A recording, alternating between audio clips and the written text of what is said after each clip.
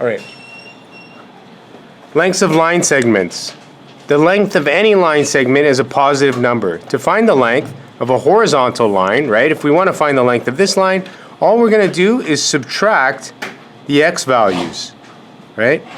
So we're going to subtract the larger x value from the smaller x value. So in this line's case, we're going to take 3 minus negative 4. So when you minus a negative number, you're actually adding, right? So we get 7. So the length of this line is 7. Yep. Yeah, you have to get a lead slip. When we're finding the length of a vertical line, you're going to now subtract the y values, right? You're going to take the larger y value, in this case it's 7, all the way up here, and you're going to subtract the smaller y value, negative 4. So we get 7 minus 4. We get 7 plus 4 is 11. So this line is 11 units long. Pretty simple, right? So now when we're finding the length of a line segment joining each pair of points here, it doesn't tell us whether it's horizontal or whether it's vertical, but we can tell that, right? We know whether it's horizontal or whether it's vertical just by seeing which coordinate is the same. Okay, so in this case, the y values are the same, right? So we know that this is going to be a horizontal line, so we minus the x values. I'm talking about B here. Okay, so to find the length of this line segment, you just take 9 minus 5 is equal to 4. Okay, let's do 2 more. H. So here we have negative 2 is the same and negative 2 is the same. That means our x value is the same. So this is a vertical line. We're going to take the larger vertical number, which is positive 5, and we're going to subtract negative 7. So we're going to have 5 minus negative 7 is equal to 12. Everyone okay with that? Yeah. Do you know if it's horizontal or vertical? How do you know? Yeah. If the x values are the same, this is the x value, right? Yeah. Down here, then we know it's vertical. If the y values are the same, then we know it's horizontal. Okay? All right. I'll do one more here. We got negative 7 and negative 7. Is this a vertical line or a horizontal line, RC? Sorry? Vertical, right, because the x values are the same, so we know it has to go up and down.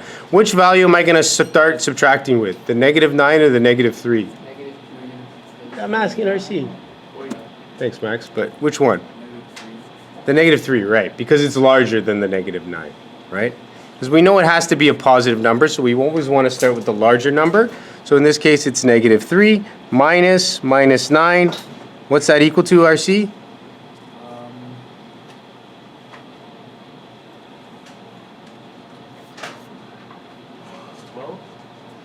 So I'll write it out for you. Negative 3 plus 9 is equal to? 6. Good. Any question on lengths of line segments? All right. Like terms. This is a big one. It's going to be a big one on your quiz today. Like terms. Anyone remember how I define like terms? Adrian, you remember? I've done this a couple times now.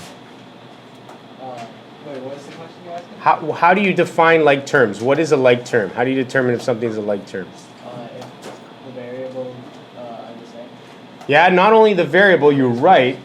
If the variable is the same, or Rudy, do you remember what else has to be the same? Like the number, the letter. Yeah, the exponent. You're right. Yeah, so the variable and the exponent have to be the same. What if there's no variable and no exponent? Is that a like term? Yeah, it is. Yeah. Just combine it with the same. Yeah. So the exponent. Yeah, the exponent and the variable though, right? They have to be the same, okay? So let's look at we'll just focus on these 3 on the end, right? The 3 hardest. You guys can work on the other ones, but let's look at the 3 hardest here, the very D, F, and H. So we got 3A. So is there any other like term that has an A? Yes, there is. So here, I'm going to circle the A's. All right? I'm going to put a square around the B like terms. And then a triangle around C. Okay. So I'm going to try to do this a little bit quicker. So rather than rewriting them out, I'm just going to combine them on the fly here. So we got 3a plus a. What's that give me, Rudy? 4A. Good, 4a. Wouldn't it be negative? Would it be negative a? No, like, could you bring in the 8 to the other side? No, there's no equal sign here. Sorry. There's no equal sign. Like I'm not moving it to the other side because you do that when you have an equation like slope, Rudy, and you're working with y equals mx plus b, and you're solving for a variable and you're manipulating the equal sign. In this case, we're just gathering like terms. So this is just going to be, I'm just rearranging this. Okay, I'm not moving them over. I'm just saying this is equal to now this. Okay, so what am I going to do with the b's here, Rudy? I got negative 2b and negative 3b. What's that give me? No? Good. Negative 5b. And finally, the last one, what do I have in the triangles here? Yeah.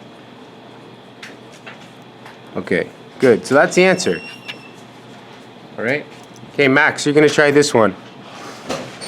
Okay, so when we combine like terms, we always start with the biggest term. So that's the one with the highest exponent. So I'm going to circle that. And then I'm going to put squares next to the t's, right? Yeah. And then you combine And then I could put a triangle next to the the numbers of the variables. Right. Okay, so what's that give me? Can I start with do I start with the largest one? Or You start always with the highest exponent variable. Yep. But yeah, minus t to the exponent 2. Good. Then it goes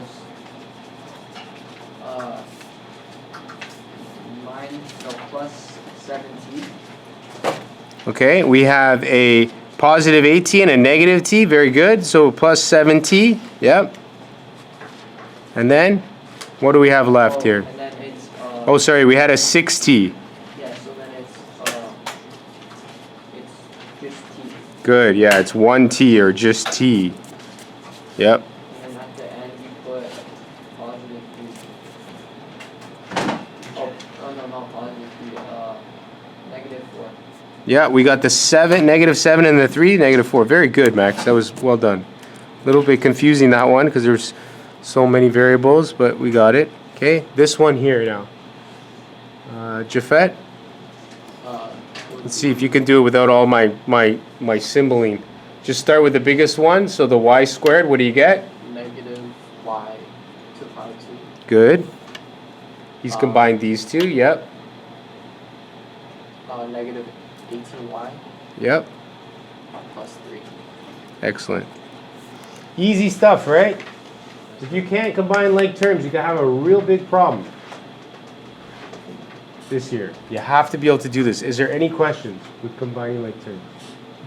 Okay.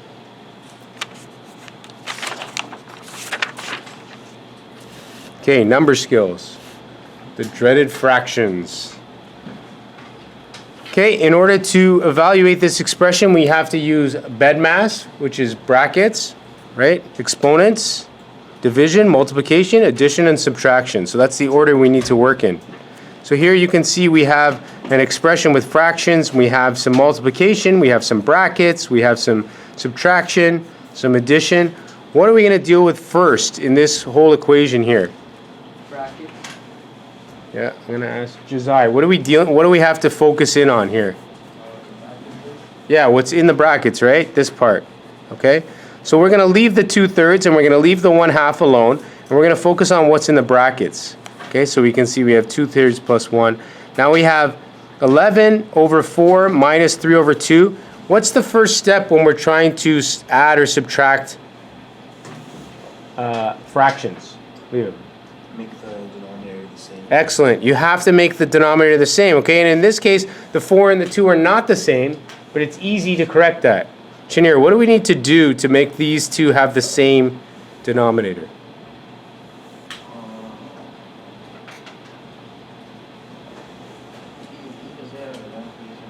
Sorry? Go after those fractions have the same bottom line. Yeah, how do we make them have the same? Which number would you choose for them to be the same? Be 2? No, you can't. You can't make the 4 into a 2. You could, but then you would have 5.5 on the numerator. Then you have a fraction on top of a fraction. Make the other one to a 4 and then Right, so how would we make this 2 into a 4? Multiply it by 2, right. And whatever we do on the bottom, we have to do on the top, right? So that 3 becomes a 6, that 2 becomes a 4, so we've done it, great. Now what's 11 minus 6, Junior? 11 minus 6? Nope, it's right here. 11 minus 6? 5, right. So now we have 5 over 4, okay? Now, what do we do when we have a fraction multiplied by another fraction? Do you remember it, Shanir?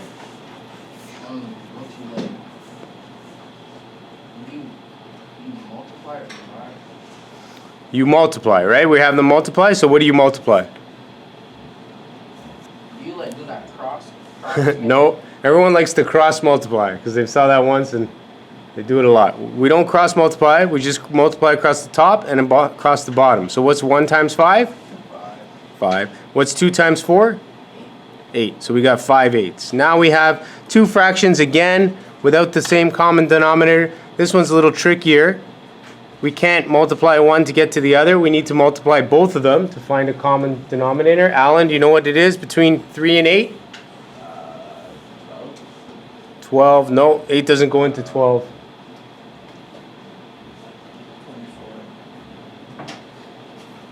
Yeah, if you have the answer, just put up your hand, okay? I'm going to let him try, though.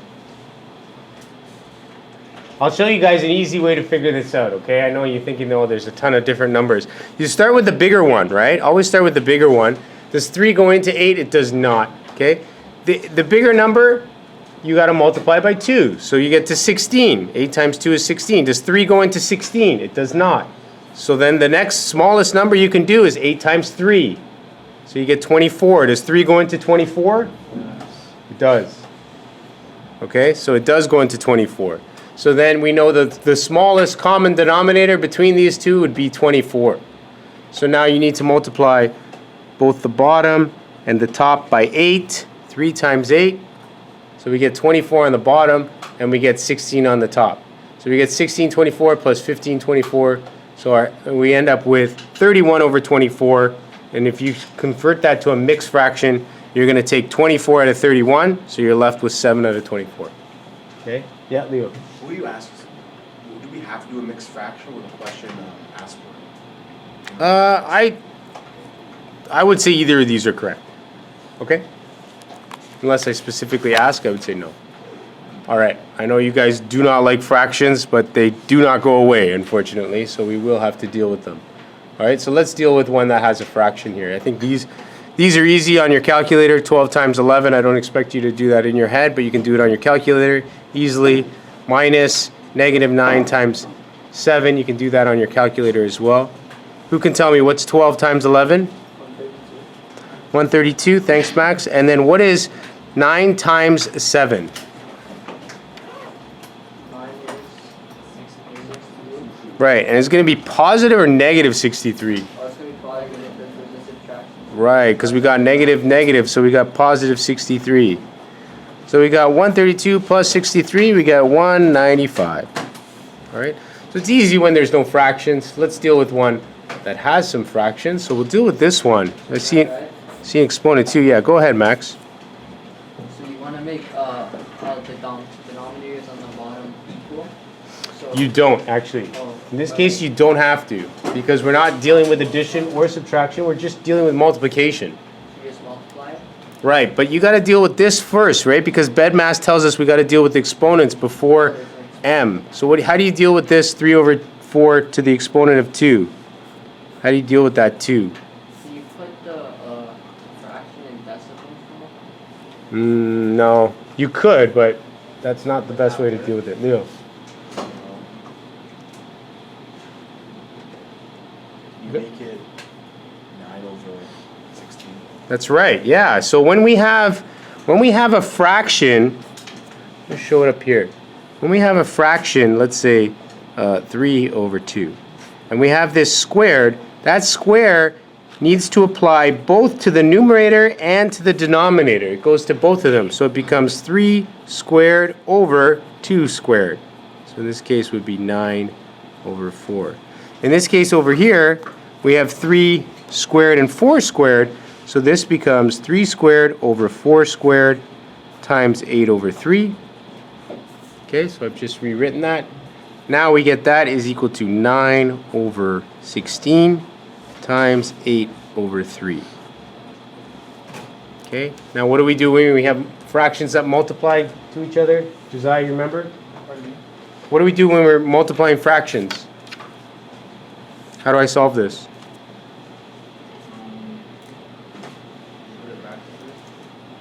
Yeah, the brackets are done because there's nothing to do, right? What do I do when I have fractions multiplied by each other?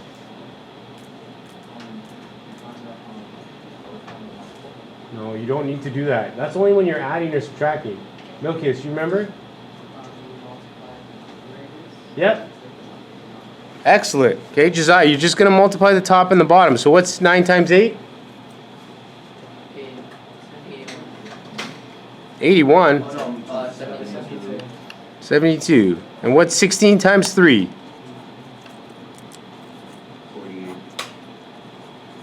So we got 72 over 48. Now can we reduce that?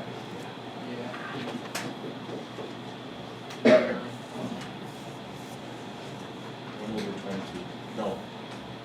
1 over 14. No. 1 over 14. 1. 1.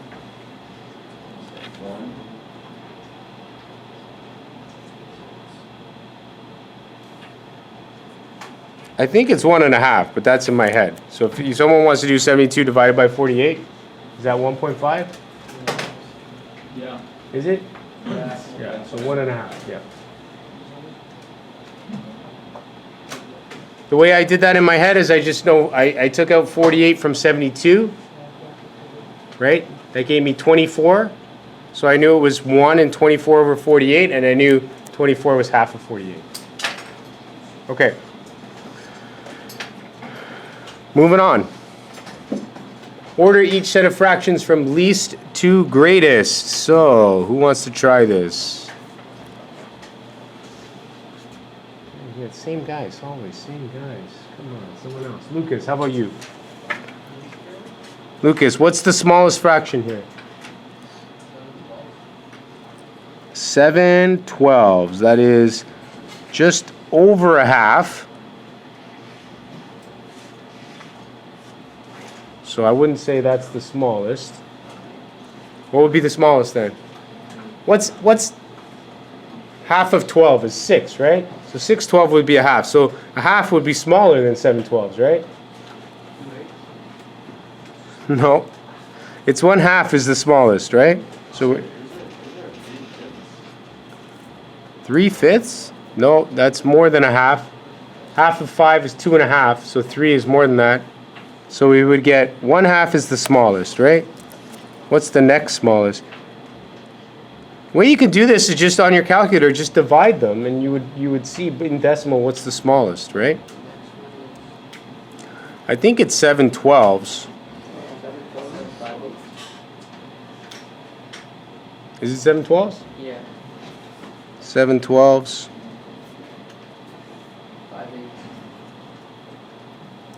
5/8. And then 3/5, and then 2/3, right? Okay. That's pretty easy. Just divide them, right? And then you'll get the decimal values and you can see which one's smaller and bigger. Sir, Yep. 3/5 is less than 5. 3/5 is, oh, so someone told me that wrong? 3/5? That would be 6/10. Instruction 7 students, and if we can have any grade 12 students, last names K to O, who require immunizations, to please make their way down to the mini gym. Thank you. Okay. In any event, just divide each one of those, see what the decimal is, and then place them in order, okay? Easy. Explain why the two expressions are not equal. So I know Yep, Max. because you do 9 plus 16, which is I don't know. Wait, 9 plus 16 is 25, and then you square root that, which is 5.